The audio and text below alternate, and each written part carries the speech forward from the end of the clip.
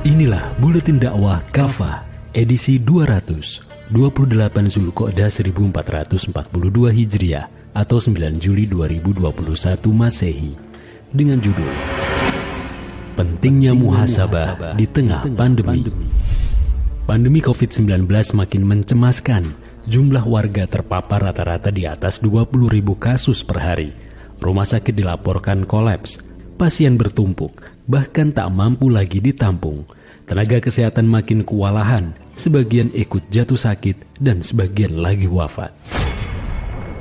Nasib warga yang menjalani isolasi mandiri di rumah juga memprihatinkan. Sejumlah warga meninggal, pasalnya tak ada perawatan yang memadai untuk mereka. Tak kalah mencemaskan, terjadi juga antrian pemakaman dengan protokol COVID-19. Banyak kekurangan peti jenazah. Beberapa Pemda menambah lahan pemakaman baru untuk memakamkan warga korban COVID-19 yang terus bertambah. Musibah kuasa Allah Subhanahu wa Ta'ala. Bagi kaum mukmin, setiap musibah harus dihadapi dengan keimanan. Tentu agar tidak muncul persepsi dan sikap yang keliru. Pertama, seorang muslim wajib mengimani bahwa tak ada satupun musibah yang dialami melainkan atas kehendak Allah Subhanahu wa Ta'ala. Lihat Quran Surat At-Taubah ayat 51. Tak ada satupun musibah seperti bencana alam ataupun wabah yang terjadi begitu saja. Semua makhluk yang ada di alam semesta tunduk pada perintah Allah Subhanahu wa Ta'ala, termasuk berbagai makhluk seperti virus atau bakteri penyebab wabah penyakit. Semua tunduk pada kekuasaannya. Dalam Quran Surat Al-Hajj ayat 18 Allah berfirman, "Tidakkah kamu tahu bahwa kepada Allah bersujud apa saja yang ada di langit dan di bumi, juga matahari, bulan, bintang, gunung, pohon-pohonan, binatang-binatang yang melata, dan sebagian besar manusia."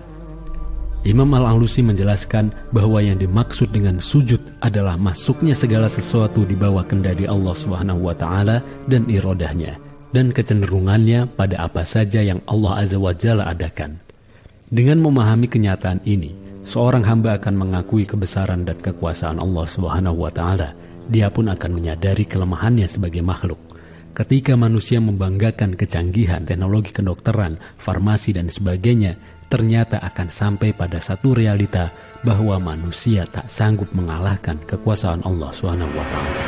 Bahkan menghadapi makhluk kecil seperti virus saja, dunia nyaris lumpuh.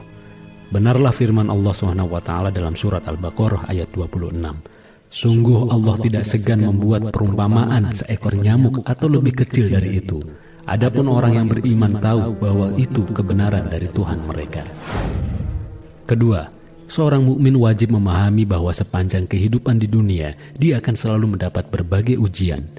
Allah Subhanahu wa Ta'ala berfirman dalam surat Al-Baqarah ayat 155. Kami pasti akan menguji kalian dengan sedikit ketakutan, kelaparan, serta kekurangan harta, jiwa, dan buah-buahan. Sampaikanlah kabar gembira kepada orang-orang yang sabar.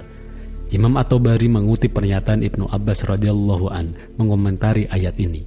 Allah Subhanahu wa Ta'ala mengabarkan kepada orang-orang beriman bahwa dunia adalah negeri ujian atau darul bala. Mereka akan diuji di dalamnya. Allah memerintahkan mereka untuk bersabar. Lalu Allah memberikan kabar gembira dengan berfirman, sampaikanlah kabar gembira kepada orang-orang yang bersabar. Demikianlah hakikat kehidupan dunia. Tak ada seorang hamba pun melewati hidupnya tanpa ujian dari Allah Subhanahu wa Ta'ala. Jika ia bersabar, ia bersih dari segala dosa karena kesabarannya menanggung berbagai ujian. Nabi SAW bersabda, seorang hamba senantiasa akan mendapatkan cobaan hingga dia berjalan di muka bumi dalam keadaan bersih dari dosa. Hadis riwayat At-Tirmizi. Di antara bentuk kesabaran seorang hamba dalam menghadapi musibah berupa sakit adalah tidak mencaci maki sakit yang dia derita, termasuk tidak mencela corona yang sedang mewabah. Diriwayatkan dari Jabir bin Abdullah radhiyallahu an bahwa Rasulullah SAW pernah mengingatkan Ummu As-Sa'ib yang mencela sakit yang sedang dia derita, yaitu demam. Rasulullah SAW bersabda, janganlah engkau mencela demam. Demam itu bisa menghilangkan kesalahan-kesalahan atau dosa manusia, sebagaimana kir, alat yang dipakai pandai besi yang bisa menghilangkan karat besi. Hadis riwayat Muslim. Karena itu sabar adalah amal yang mesti ditunjukkan seorang mukmin manakala ia ditimpa musibah. Lihat Quran Surat Al-Baqarah ayat 155-157. Muhasabah atas musibah. Selain ridho dan bersabar, kaum muslim juga diperintahkan untuk melakukan muhasabah. Umat wajib muhasabah atas kemungkinan dosa-dosa yang dilakukan yang menyebabkan datangnya bencana. Allah SWT mengingatkan bahwa beragam bencana datang justru karena ulah manusia sendiri. Dalam Quran Surat Asy-Syura ayat 30, Allah berfirman, musibah apa saja yang menimpa kalian adalah akibat perbuatan kalian sendiri. Allah memaafkan sebagian besar dari kesalahan-kesalahan kalian. Siapapun yang jujur akan melihat di negeri ini yang mayoritas muslim justru banyak terjadi pelanggaran terhadap syariah Islam. Penistaan agama serta permusuhan terhadap para ulama, sebutan intoleran, radikalisme, sikap memusuhi penerapan Islam dan kewajiban khilafah terus dilakukan terhadap kaum muslim, khususnya yang memperjuangkan Islam. Beragam tindak kezaliman juga seperti tak pernah berakhir. Bagaimana ulama divonis berat dengan tuduhan melanggar aturan prokes, sementara pejabat negara yang melanggar prokes lolos begitu saja. Ada juga aparat penegak hukum yang kong kali kong dengan koruptor justru diberi potongan hukum amat besar. Eratnya hubungan kemungkaran dan kezaliman sebagai sebab datangnya bencana adalah perkara yang jelas. Allah SWT berfirman dalam Quran Surat Al-An'am ayat 44. Ketika mereka melupakan peringatan yang telah diberikan kepada mereka, kami pun membukakan semua pintu kesenangan untuk mereka. Lalu ketika mereka bergembira dengan apa yang telah diberikan kepada mereka, kami menyiksa mereka secara tiba-tiba. Ketika itu mereka terdiam putus asa. Rasulullah SAW juga menjelaskan bahwa saat kejahatan merajalela, Allah SWT akan meratakan bencana. Zainab binti Jahsy radhiyallahu an pernah bertanya kepada Rasulullah SAW, apakah kita akan binasa wahai Rasulullah, padahal di sekitar kita ada orang-orang soleh? Beliau menjawab, ya, jika kemungkaran itu sudah merajalela. Hadis riwayat Al-Bukhari. Benar apa yang dikatakan oleh Rasulullah SAW, saat ini kemungkaran telah merajalela, lalu datanglah bencana yang juga menimpa orang-orang soleh.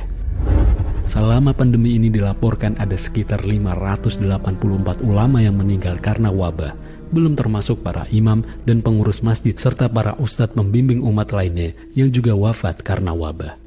Karena itu, selain berikhtiar mengerahkan kemampuan teknologi kedokteran dan obat-obatan, kaum muslim harus melakukan taubatan nasuha, kembali kepada Allah dengan menaati semua aturannya. Mereka harus menjadikan agama Allah sebagai petunjuk, tidak memusuhi Islam, tidak menuduh Al-Quran dan syariah Islam sebagai ancaman. Berikutnya, umat harus menyadari bahwa mereka tidak memiliki kepemimpinan yang serius, meriayah atau mengurusi urusan mereka. Meledaknya pandemi kali ini adalah rangkaian ketidakseriusan pemerintah menangani wabah. Pemerintah tidak mau menerapkan prokes dengan ketat di tengah masyarakat. Pemerintah pun tidak mau menjamin kehidupan warga agar tidak beraktivitas di luar rumah. Sejak awal pandemi merebak di dunia, pemerintah terus membuka kedatangan WNA ke dalam negeri, termasuk dari Cina sebagai asal wabah. Bahkan ketika pandemi masuk ke tanah air, pintu imigrasi masih terus dibuka. Fatal akibatnya. Corona varian Delta yang berasal dari luar negeri akhirnya merebak ke tanah air. Inilah tindakan yang justru mendatangkan madorot atas negeri ini. Padahal ini sebenarnya telah diharamkan syariah. Nabi SAW bersabda, siapa saja yang membahayakan orang lain, Allah akan menimpakan bahaya kepada dirinya. Siapa saja yang menyulitkan orang lain, Allah pun akan menimpakan kesulitan atas dirinya. Hadis riwayat Abu Daud. Umat membutuhkan pemimpin yang benar-benar mau mengurusi mereka dan melindungi mereka dari bencana. Pemimpin ini tentu yang mengurusi umat dengan syariah Islam, yang menanamkan iman dan takwa kepada warga sehingga mereka menjaga diri dari berbagai tindakan mudarat, taat pada protokol kesehatan, serta yang memberikan pelayanan kesehatan sebaik-baiknya, termasuk menghindarkan negeri dari sumber penyakit. Semoga Allah SWT segera mengangkat wabah ini dari tengah-tengah umat dan negeri-negeri muslim. Semoga Allah SWT pun menyegerakan tegaknya kepemimpinan Islam yang melayani umat dengan syariah Islam dalam naungan khilafah ar-rasyidah sesuai dengan metode kenabian. Amin ya Rabbal Alamin.